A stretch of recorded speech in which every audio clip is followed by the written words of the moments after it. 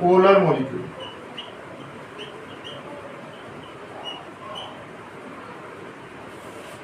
जो आयनिक सब्सटेंसेस होते हैं वो पोलर सॉल्वेंट्स में सोल्युबल होते हैं। आयनिक सब्सटेंसेस में भी चार्जेस होते हैं और पोलर सॉल्वेंट में भी चार्जेस होते हैं, तो ये इसमें क्या होंगे, सोल्युबल होंगे। Sodium chloride will be soluble in polar solvent water. अब आप देखो क्या पोटेशियम क्लोराइड भी सोल्युबल होगा? पोटेशियम क्लोराइड भी वाटर में सोल्युबल होगा। तो जो आयनिक साल्ट्स हैं वे पोलर हैं क्योंकि उन पर भी चार्जेस हैं, इसीलिए वो भी पोलर सॉल्वेंट्स में सोल्युबल होंगे। उसके बाद बात करते हैं हम यहाँ पर नॉन पोलर सब्सटेंसेस की। तो नॉन पोलर सब्सटेंसेस जो है नॉन पोलर सॉल्वेंट्स में सोल्युबल होंगे। जैसे कि हम देखते हैं हमारे पास ये जो सब्सटेंस है इसको बोलते हैं बच्चों नेफ्थलीन।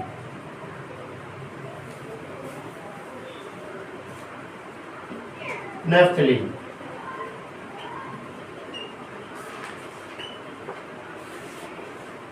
नेफ्थलीन एक नॉन पोलर सब्सटेंस है, इसमें पोलरिटी नहीं है क्योंकि इसमें सिर्फ कार्बन एटम्स हैं, हाइड्रोजन एटम्स हैं और कार्बन हाइड्रोजन जो एटम्स होते हैं उनकी इलेक्ट्रोनेगेटिव डिफरेंस बहुत कम होता है, तो ये नॉन पोलर सब्सटेंस है। अब जो बेंजीन है ये भी नॉन पोलर है। यहां पर अगर हम बेंजीन को सॉल्वेंट की तरह ट्रीट करें और नेफ्थलीन को एज ए सॉल्यूट, तो क्योंकि ये भी नॉन पोलर है और ये भी नॉन पोलर है, तो non polar substance non polar solvent में सोल्युबल होगा। ठीक है, तो ये जो स्टेटमेंट है लाइक डिसॉल्व्स लाइक, इसका मतलब यही है जो सब्सटेंस जैसा होगा वो वैसे ही सॉल्वेंट में सोल्युबल होगा। समझ गए सभी बच्चे? अच्छा, नोट कीजिए।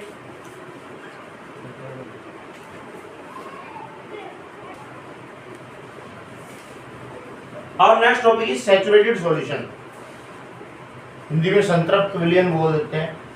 सैचुरेटेड सॉल्यूशन क्या होता है? अगर मान लीजिए आपके पास एक सॉल्वेंट है और इसमें आप शुगर ऐड करते हैं, शुगर, और ये सॉल्वेंट है water. You have a specified amount of water, कुछ अमाउंट है वाटर की, मान लीजिए 1 किलोग्राम वाटर है आपके पास और इसमें आप शुगर ऐड करते हैं। तो जब आप इसमें शुगर ऐड करेंगे at a particular temperature, let us we take room temperature,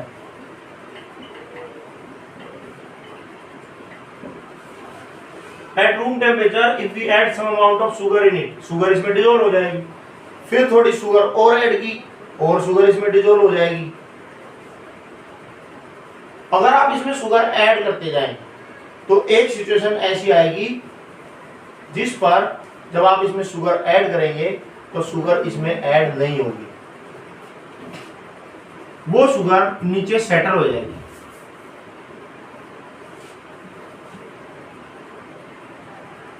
इस स्टेज पर जो आपको सॉल्यूशन प्राप्त होगा उसको बोलेंगे सैचुरेटेड सॉल्यूशन।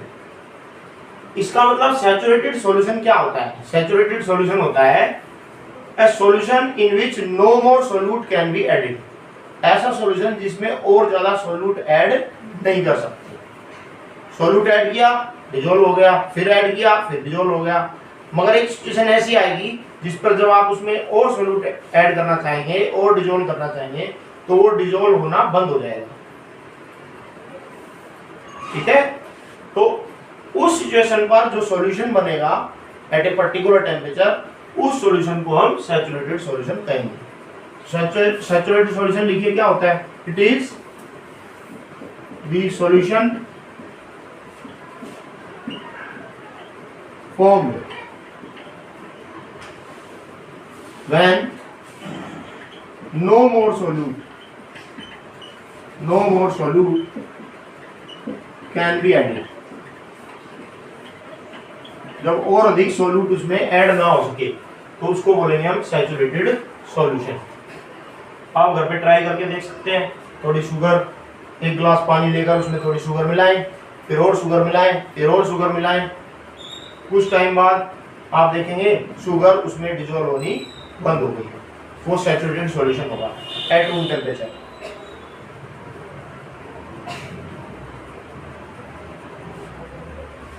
इसके बाद हम जानना चाहेंगे कि जो सोल्यूबिलिटी होती है, सोल्यूबिलिटी वो कुछ फैक्टर्स पर डिपेंड करती है, जैसे टेम्परेचर पर डिपेंड करती है। उसके लिए हमें पता होना चाहिए कि जब हम किसी सॉल्यूट को डिजोल्व करते हैं तो सॉल्यूट को डिजोल्व करना डिसोल्यूशन कहलाता है। जब हम किसी सॉल्यूट को सॉल्वेंट में ऐड करते हैं, डिजोल्व करते हैं, तो उसको डिसोल्यूशन बोलते हैं। जैसे हमने यहाँ पर शुगर को वाटर में डिजोल्व किया, तो ये जो प्रोसेस हमने की है इसको हम डिसोल्यूशन कहेंगे। अब जो डिसोल्यूशन प्रोसेस है, ये डिसोल्यूशन प्रोसेस एंडोथर्मिक भी हो सकती है, एक्सोथर्मिक भी हो सकती है।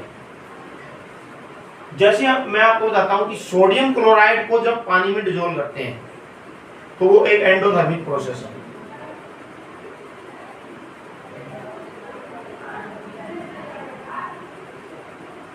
समझ आ गया? सोडियम क्लोराइड को जब हम किस में डिसोल्व करेंगे, वाटर में, तो वो एक एंडोथर्मिक प्रोसेस है। जबकि अगर हम सोडियम हाइड्रोक्साइड को वाटर में डिसोल्व करेंगे